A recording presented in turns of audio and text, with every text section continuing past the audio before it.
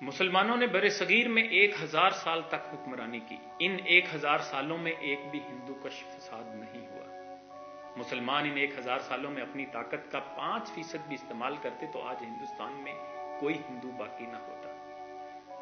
لیکن ان ہندوؤں کو 1947 میں جو ہی اقتدار حاصل ہوا، انہوں نے مسلمانوں کا جینا دھبر کر دیا. ان 72 سالوں میں ہندوستان میں 5000 سے زیادہ مسلم کش فسادات ہو چکے ہیں. مسلمانوں نے اپنے 1000 سالہ دور حکومت میں کبھی ان کے پرسنل لا میں مداخلت نہیں کی، لیکن انہیں اقتدار حاصل ہوا تو آج مودی صاحب جو ہیں وہ مسلمانوں کے پرسنل لا میں مداخلت کرتے ہوئے 3 طلاقوں کے حق کو ختم کر رہے ہیں. حالانکہ یہ مسلمانوں کا اندرونی معاملہ ہے اور لوگ سمجھتے ہیں کہ یہ مودی ایک شخص اور بی جے پی ایک سیاسی جماعت کا نام ہے. یہ ایک شخص اور سیاسی جماعت کا نام نہیں، یہ ایک ذہنی سانچے کا نام ہے، ایک نفسیات کا نام ہے، یہ جنونیت کا نام ہے. اور یہ جنونیت چاہتی یہ ہے کہ جیسے انہوں نے بنگلہ دیش، بھوٹان، نیپال اور سری لنکا کو شودر بنایا ہوا ہے، اسی طرح پاکستان اور کشمیریوں کو شودر بنا کے رکھے. بھارت کو تکبر اور احساس کمتری کا سرطان لاحق ہے، کینسر ہے اسے، اور سفارتکاری تو اس کینسر کے لیے پیناڈول کی حیثیت رکھتی ہے، بلکہ جنگ بھی اس کا علاج نہیں، اس لیے کہ جنگ ایک سیکولر ایکٹیویٹی ہے، جبکہ جہاد ایک روحانی سرگرمی کا نام ہے.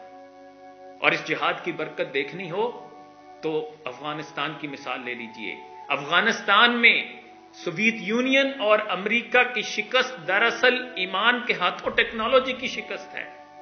یہ جنگ پر جہاد کی فتح ہے، مقدار اور تعداد پر معیار کا غلبہ ہے، پیشہ ورانہ اہلیت کے مقابلے میں اخلاص کی جیت ہے. یہ عقل پر عشق کی بالادستی ہے. یہ 21ویں صدی کا معجزہ ہے. یہ معجزہ امریکہ اور افغانستان کی جنگ میں برپا ہو سکتا ہے تو پاکستان اور بھارت کی جنگ میں کیوں رونما نہیں ہو سکتا؟ عربوں نے اسرائیل کے خلاف جنگیں تو لڑی ہیں، جہاد ایک دفعہ بھی نہیں کیا. بھارت کا علاج جہاد فی سبیل اللہ ہے، اس لیے کہ جنگ تو زر زمین اور قبائلیت کے لیے لڑی جاتی ہے. جہاد اللہ کی کبریائی اور اللہ کی کبریائی کے غلبے کے لیے کیا جاتا ہے. اور جہاد کسی ملا مولوی یا مسجد کی ایجاد نہیں، یہ کسی مذہبی جماعت کی ایجاد نہیں، یہ اللہ اور اس کے رسول صلی اللہ علیہ وآلہ وسلم کا حکم اور اللہ کے نبی کی بہترین سنتوں میں سے ایک سنت ہے. اس لیے پاکستان کی حکومت کو بھارت کے خلاف عام جہاد کا اعلان کرنا چاہیے، اور میں یقین سے کہتا ہوں کہ یہ ہمارے لیے ایٹم بم سے بڑا ہتھیار ثابت ہوگا، اس لیے کہ پاکستان صرف 22 کروڑ پاکستانیوں کی امیدوں کا مرکز نہیں. پاکستان برِ صغیر میں بسنے والے 65 کروڑ مسلمانوں کے مستقبل کے لیے اہم ہے. بلکہ مشرق وسطیٰ کے حکمرانوں کو بھی یہ شاید احساس نہیں کہ پاکستان ان کی آزادی اور ان کی سلامتی کے لیے بھی ضروری ہے. اور میرے منہ میں خاک، اگر پاکستان نہ رہا